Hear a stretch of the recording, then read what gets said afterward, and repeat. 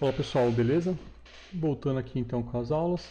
Na aula anterior a gente falou um pouco de iluminação, né? Eu dei uma leve explicação sobre renderizadores e aí eu vou falar um pouco dos renderizadores do Blender, né? Então, aqui a gente está usando o renderizador que chama Cycles, né? Então, se eu vim aqui nessa opção aqui, ó, tenho o meu Cycles e aí aqui tem a versão que já é suportada e é experimental. Experimental tem alguns recursos a mais que estão, como o nome já diz, estão sendo experimentados. E aqui eu consigo mudar de CPU para GPU. Muda alguma coisa? Às vezes sim, às vezes não, depende muito da sua placa de vídeo. Minha placa de vídeo não é tão potente, então eu prefiro usar o CPU. Mas se você tiver uma placa de vídeo um pouco melhor, você pode usar a sua GPU.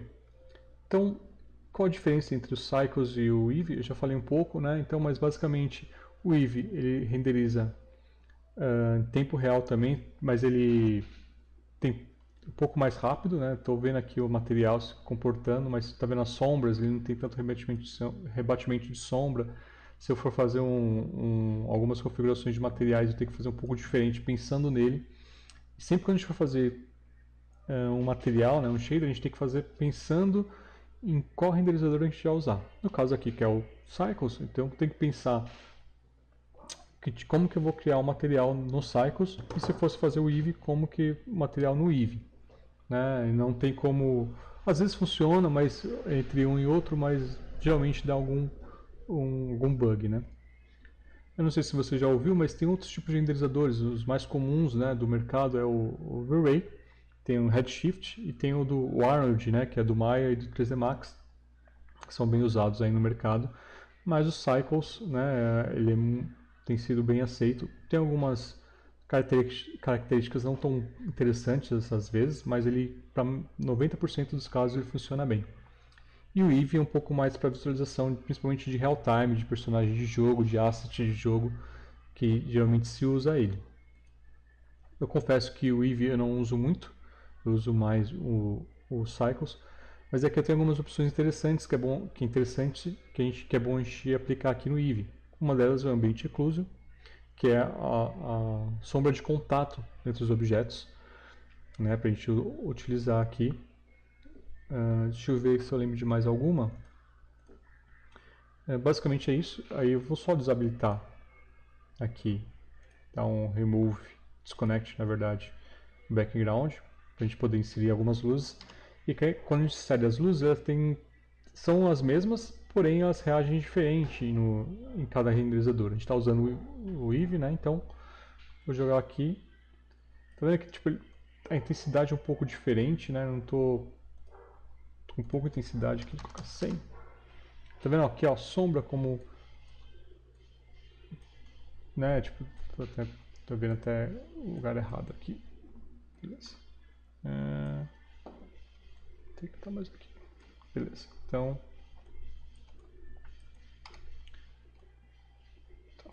na verdade aqui tá errado. Beleza. Então aqui, ó, com uma sombra aqui, tá vendo como bem grosseira, né? Aí tem que configurar melhor pro Eevee, tá? Mas ele vai calculando em real time. Confesso que eu não sei muito de Eevee, trabalho mais com Cycles, então se eu mudar aqui, só se mudar, tá vendo que ele já muda, porque ele é mais baseado em física. Então ele vai calcular os rebatimentos, quantas vezes vai rebater, quantas vezes ele vai voltar e tudo mais. E no Eevee ele faz um cálculo bem grosseiro, eu teria que fazer um baked light, né, para poder aplicar nos materiais, para ter uma resolução um pouco melhor e ficar um pouco melhor esse render.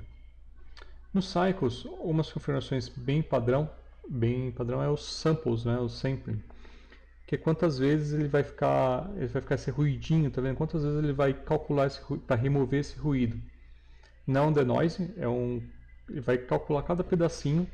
Então aqui se eu colocar, por exemplo, eu estou aqui na viewport por enquanto, então está com 1024 e um noise threshold de 0.1. Se eu aumentar isso daqui para 0, diminuir na verdade 0.1 e aumentar aqui para 2000, ele vai começar a limpar, tá vendo que ele vai calculando aqui, ó, tem 2000 samples, ele está no do sample 35 aqui. E ele vai começar limpando, limpando, limpando, limpando, até ficar numa resolução boa.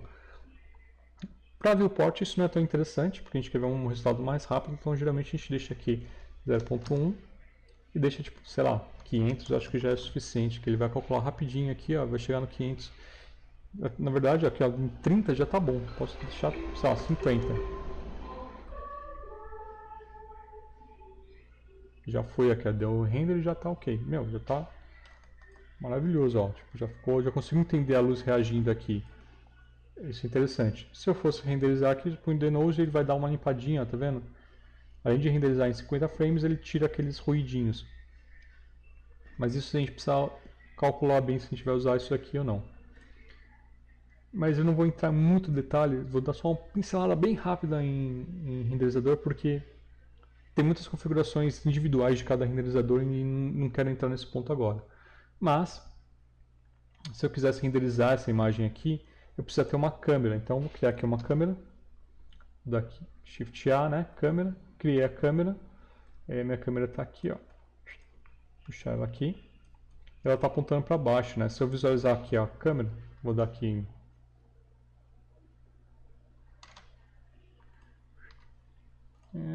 cadê a opção aqui?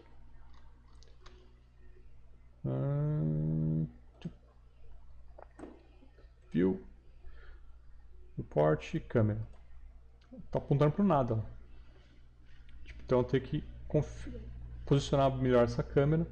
Posso vir aqui em Tool, em View na verdade, Câmera to View. E aí eu consigo mexendo aqui a câmera e posicionar mais ou menos como que eu quero minha câmera aqui. Desmarco, beleza, já estou vendo aqui o meu cubo. Tem um outro jeito de fazer isso, né? Se eu tivesse aqui, por exemplo, e posicionasse aqui, que era diferente. Aperto Ctrl, Alt e 0 teclado numérico, ele já vai posicionar a câmera para onde eu estou vendo.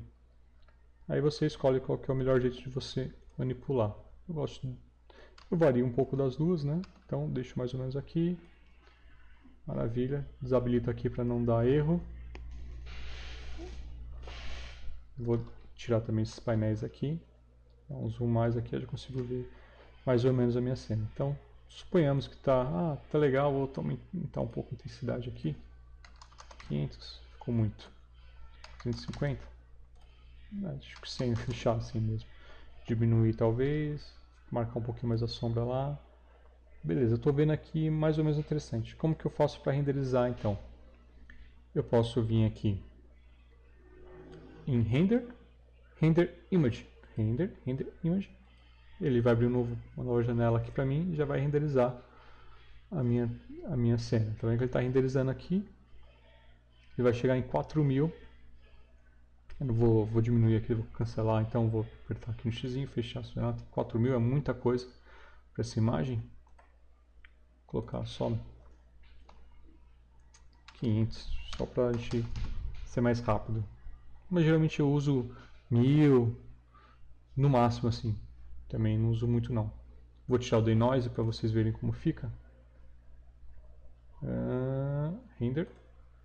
Aqui você pode usar o atalho de F12 também. Então, só Render Image. Vai renderizar aqui. Vou esperar aqui dar os 500.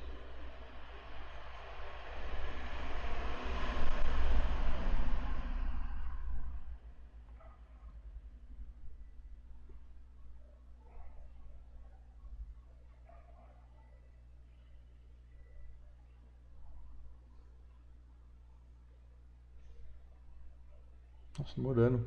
Deveria ser mais rápido.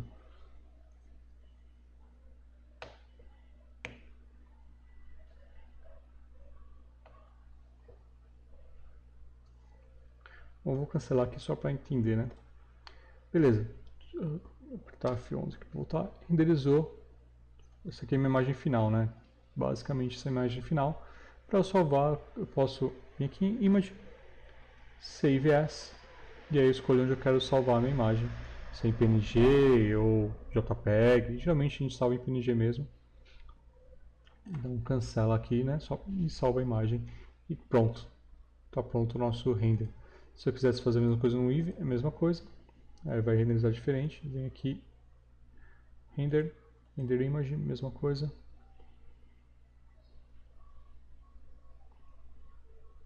e aí ele já renderizou mais rápido, né? Mas qualidade de sombra bem inferior. E a mesma coisa para salvar. Beleza? Não vou aprofundar mais. De render é isso. Abraço e até mais.